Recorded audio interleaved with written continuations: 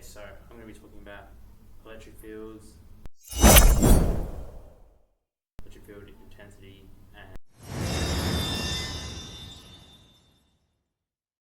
how to calculate it. Woohoo! Yay! Field exists in a region if a charged particle within that region experiences a force due to the presence of that electric field.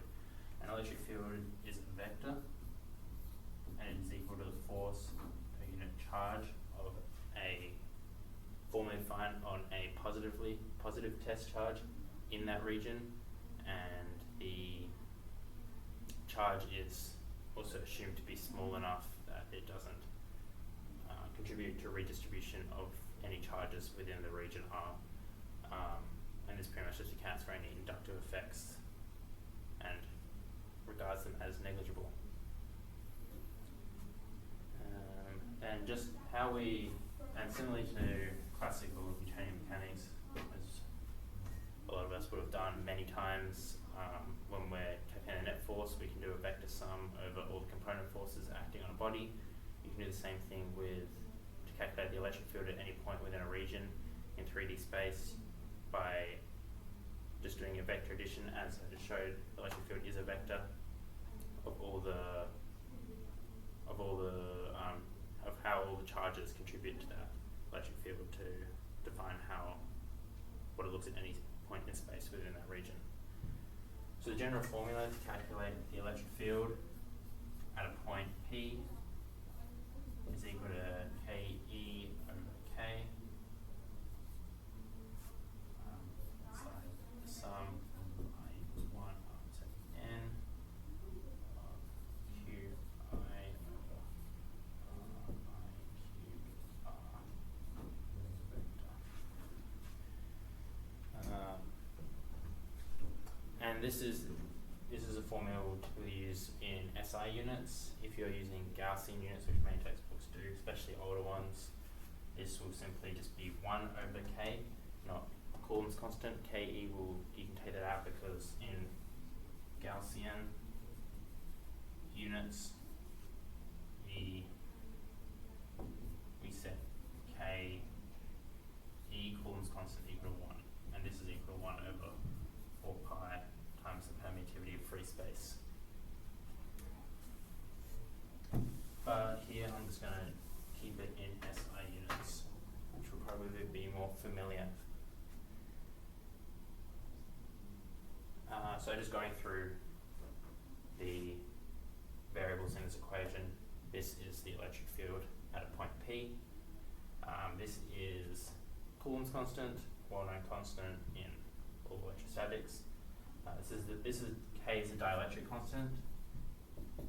It's the permittivity of the medium over the permittivity of free space, or vacuum permittivity. So it's a relative permittivity between the medium and the vacuum through which the electric field exists, and it is strictly greater than or equal to 1. So in a vacuum, the denominator will be 1, will be the smallest, and you have the greatest electric field for this specific distribution of charges. In any way with a greater value of K, there will be the permittivity of the medium will be greater relative to a vacuum, and the electric field at points will be scaled downwards as K increases. It's important to note also that this K is defined for a homogeneous and infinite medium. If the medium is not homogeneous, then obviously K is not a constant, because the permittivity of that constant will be dependent on the location within the region, and then K will become a function. It won't be a constant anymore. But for most cases, we can approximate it as an infinite homogeneous region.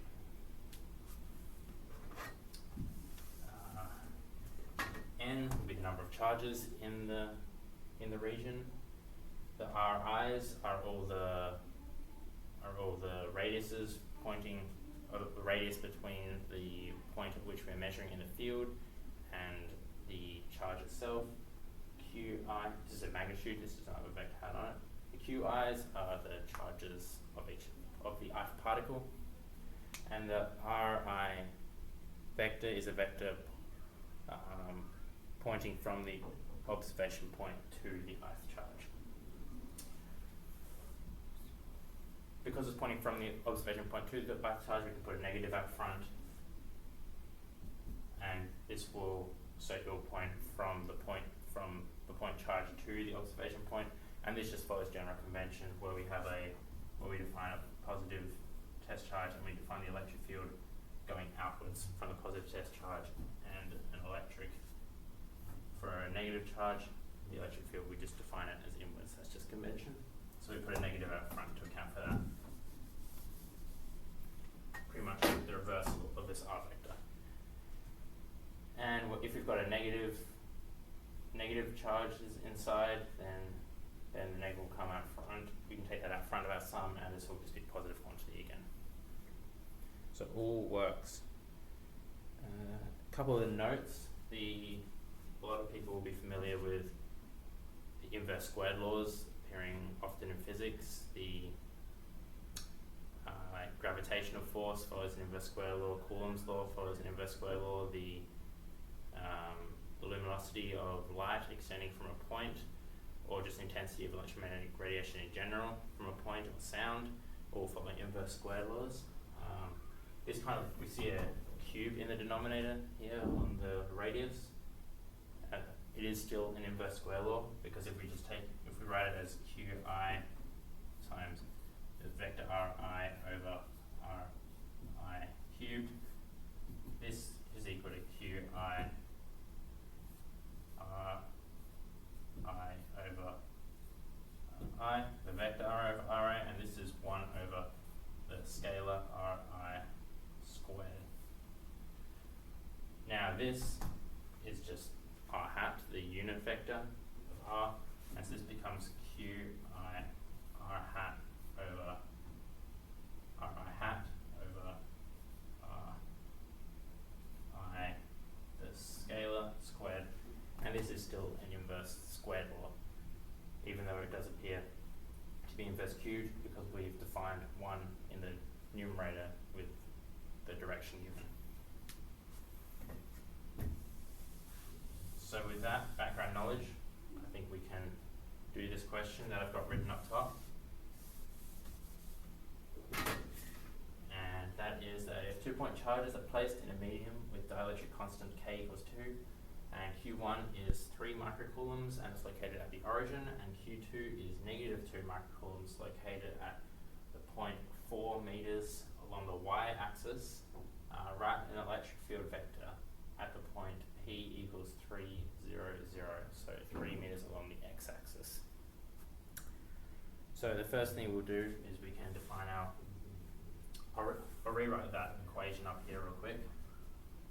It is E at point P equals KE, K times the sum, and I equals 1 up to n of QI.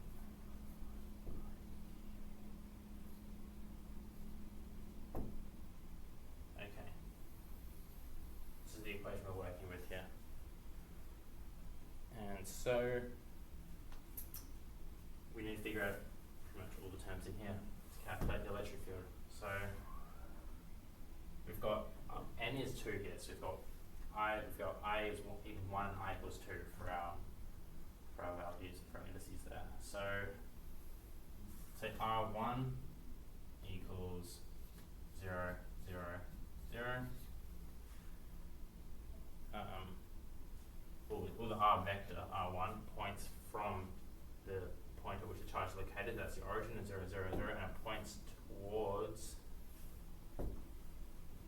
the point we're measuring P, which is 3, 0, 0, and this is simply minus 3, 0, 0. Now we also will need the magnitude of R1, and the magnitude of R1 is simply just 3 because it's a vector pointing negative 3 units on the x-axis. So you say the magnitude of R1 equals R1 equals 3. Now R2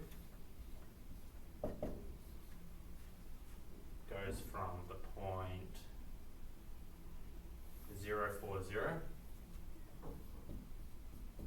and points towards what the point at which in the electric field which we're trying to measure, so that is 3, 0, 0. And this is minus 3, 4, 0. And to get the magnitude of the second vector R2, we can use the typical square root of this term, square plus this term, square plus this term squared, or we could also just recognize that this is forming a 3, 4, 5 triangle in the xy plane. So we know that the magnitude is 5.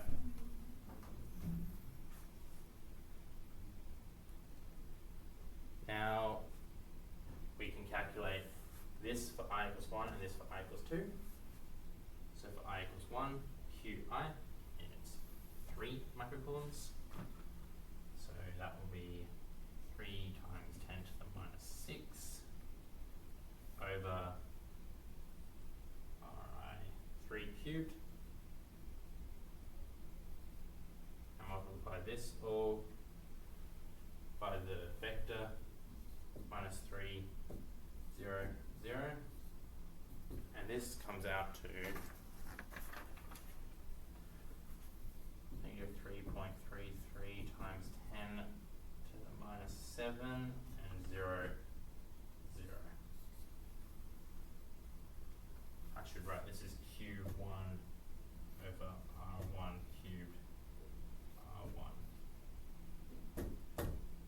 Q2 over R2 cubed R2 is going to be equal, now check the second charge is minus 2 microcoulombs, so that's 10 to the negative 6 coulombs, over the magnitude of R2, which is 5 cubed. And we're going to multiply that by the vector minus 3, 4, 0, and this will give us 4.8 times 10 to the minus 8 minus 6.4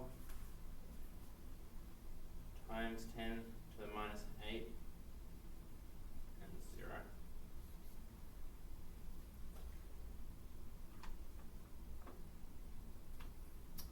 And so now taking the sum of this and this vector, we'll get what's inside here. At the front, we also have, also write that we have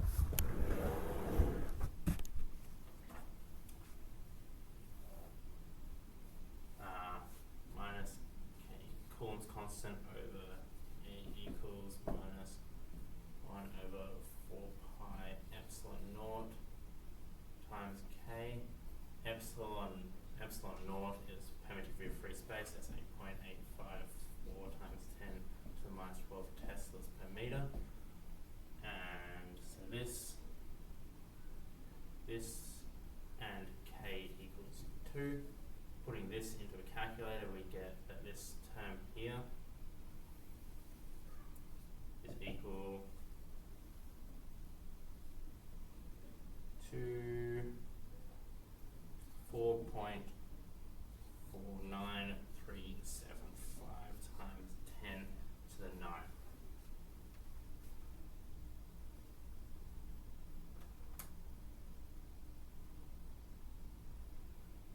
Okay.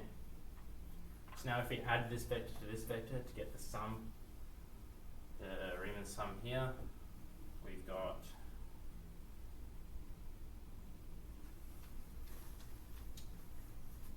minus 3.33 times 10 to the minus 7,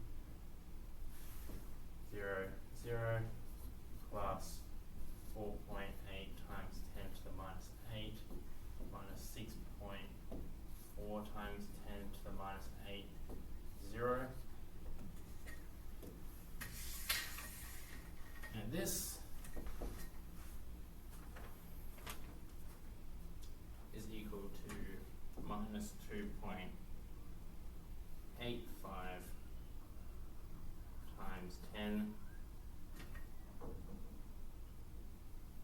minus 7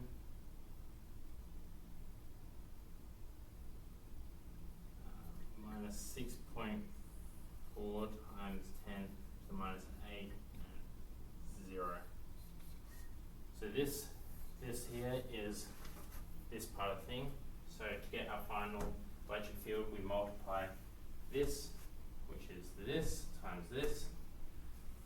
So therefore we have our electric field E equals 4.49375 times 10 to the 9. And we'll multiply this by the vector minus 2.85 times 10 to the minus 7. I'm going to write it as a column vector just so I can fit it in better.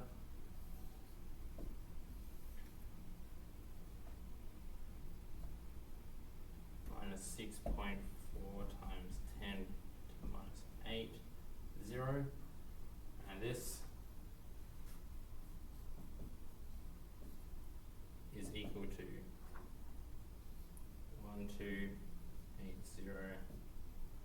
12802.870 volts per meter. Or before, as I said, this is, you could say, slash newtons per coulomb. So we would expect it to look something like this because the charges are both placed in the xy plane and the point being measured is in the xy plane, as every component taken, every component given, the z component was equal to 0. So we would expect our final answer, the z component, to be equal to 0. And it is. And yeah, that's our final answer for the electric field at the point P. Given these two things. Ciao.